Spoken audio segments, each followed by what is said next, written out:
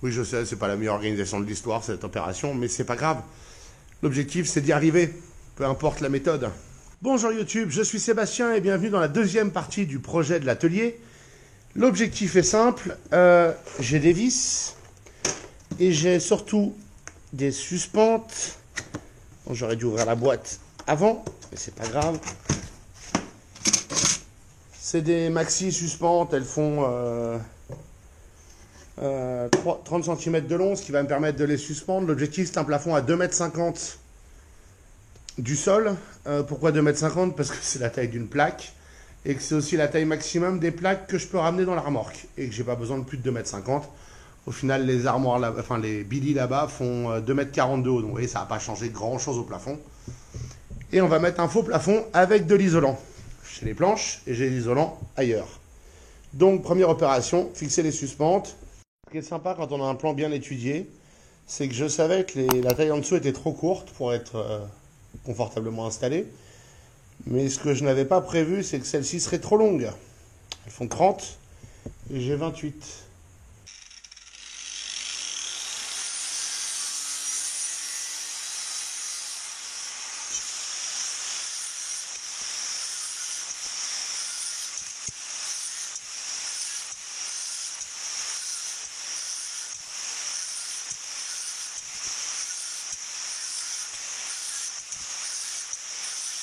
Et voilà, j'ai fini ma première rangée de suspentes. Ça va jusque là-bas. Le laser est bien sur le fil tout le long, mais avec l'éclairage extérieur, qu'on appelle le soleil, on voit pas bien, on voit surtout là où c'est très sombre. J'ai toutes mes suspentes en place, alignées au laser, péniblement, fastidieusement, avec l'escabeau, au fur et à mesure. C'était pas drôle.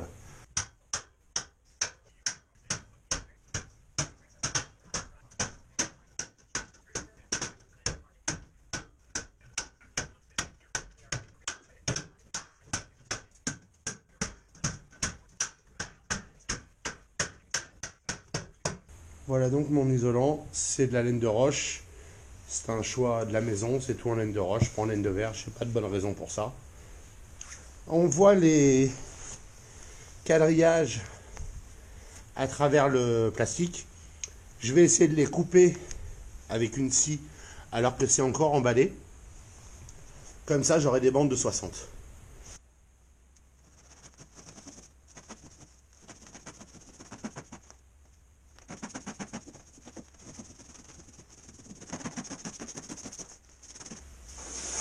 Ah bah, c'est magnifique. C'est plutôt une bonne méthode, ça, quand on sait qu'on veut des morceaux de 60, donc du 120. Pour info, les carrés qu'on voit par transparence font 10 par 10. Donc c'est facile de couper. Bon, j'ai commencé le placo. Vous pouvez voir que je mets des bouts de fourrure pour renforcer entre les plaques, pour les tenir.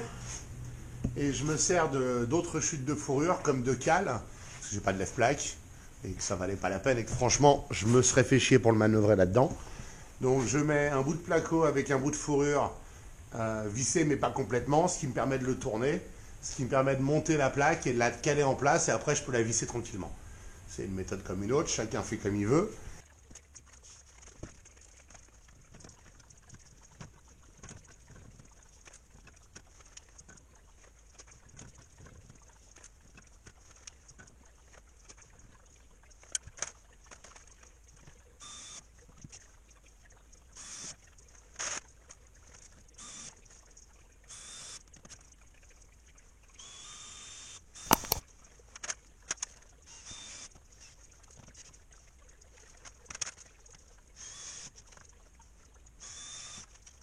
Du progrès a été fait, le plafond est terminé.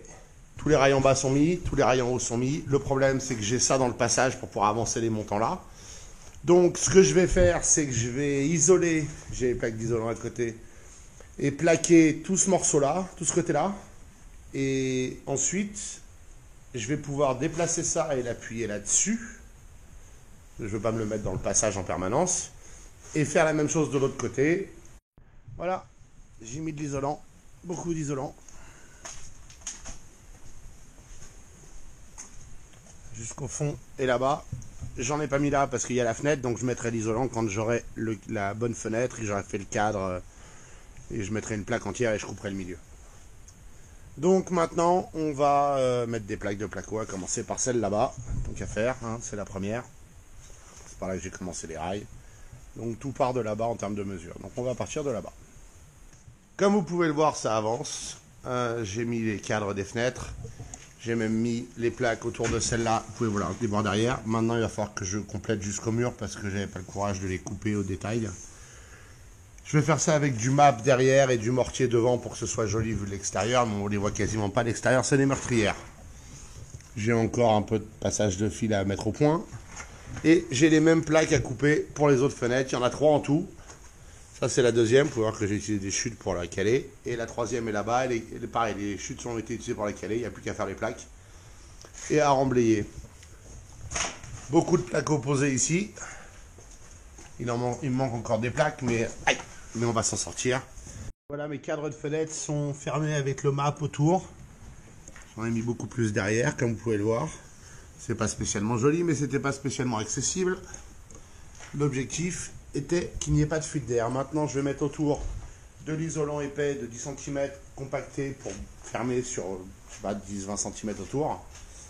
Et puis ensuite, on va reprendre avec les plaques d'isolant normales, dont je n'ai pas assez, mais ça c'est un autre sujet. La porte est en place, il me reste à fixer tous les morceaux horizontaux avec la pince que je étends. Mais voilà la cloison du milieu, elle sera isolée aussi pour le principe, maintenant qu'on en est là. Et plaquée, c'est l'objectif de la journée. Et il ne me restera plus qu'à faire le mur avec l'électricité qui passe derrière.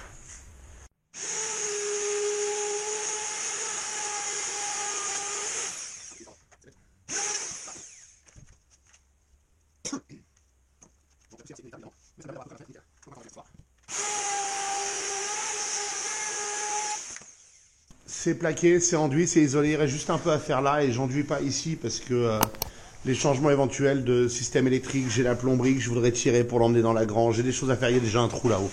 J'ai fait un trou, il va dans la grange, il faut juste que j'emmène le tube là et je l'emmène en apparent, comme ça il est à l'intérieur de l'isolant. Ce qui fait qu'il sera moins soumis au froid l'hiver. Là aussi, il faut que je plaque encore, bref. C'est pas entièrement fini, mais le très gros est fini, hein, tout autour, même là-bas. Admirez le travail. Nous avons une cloison avec une porte. Et nous avons le futur bureau, studio YouTube, atelier, enfin, conception Boppy et autres joyeusetés. Ça résonne, c'est normal, c'est tout vide avec de l'enduit. Presque tout vide. Ce sera mieux une fois aménagé. A priori, le bureau va être par là, le canapé va être par là, ou là, ou là. La porte, c'est du premier prix, elle est très bien. Le seul défaut, c'est que le cadre et la porte ont du jeu naturellement. Mais je vais rajouter un joint, ça c'est pas un souci. Et puis voilà, les fenêtres, c'est aussi du premier prix. Oscillo battant, j'ai les poignées, je les ai pas mises parce que ça va m'emmerder avec le ponçage, etc. Et le joint est mon isolation temporaire parfaite pour éviter la moindre fuite de vent, pour donner une chance à l'enduit de sécher. On progresse, on n'y est pas encore, mais on progresse. La partie atelier est maintenant à moitié peinte. 3 couches là, et le long du mur au plafond. Et il n'y a que 2 couches de l'autre côté. Alors, c'est pas dramatique. Surtout avec le flash, on voit pas bien le problème. Mais par endroits, on voit encore un peu d'endroits sombres liés à la couleur du placo derrière. Là, vous pouvez le voir un peu. Bref, il y a une 3e couche à faire, mais je suis arrivé à court de peinture. Le bureau, lui, a 3 couches. Donc, c'est tout blanc. J'ai mis le chauffage pour sécher parce que j'ai passé un peu d'éponge là-dessus. On va avoir des projets qui sont le pied du bureau. Ça restera pas là, ça ira à côté après, mais il faut que je la remette à des températures normales parce que les imprimantes 3D par 3 degrés, ça ou moins 3, ça marche pas. La dernière fois que j'ai essayé d'imprimer un truc ce week-end, le filament il a cassé. Ouais, il a cassé en 2 endroits. Donc ça résout la question. Mais voilà, c'est moins rustique. Mais ça fait plus propre. Et ça fait un peu de place quand même. Pour ce qui est des meubles, c'est ceux qui étaient là avant. On verra ce qui reste et ce qui part. J'ai ce canapé depuis plus de 10 ans maintenant. Donc voilà, ce chantier placo se termine. Je ne vais pas vous faire attendre la fin de la dernière couche de peinture. Et dans la prochaine vidéo, on va parler des meubles et de l'aménagement du bordel.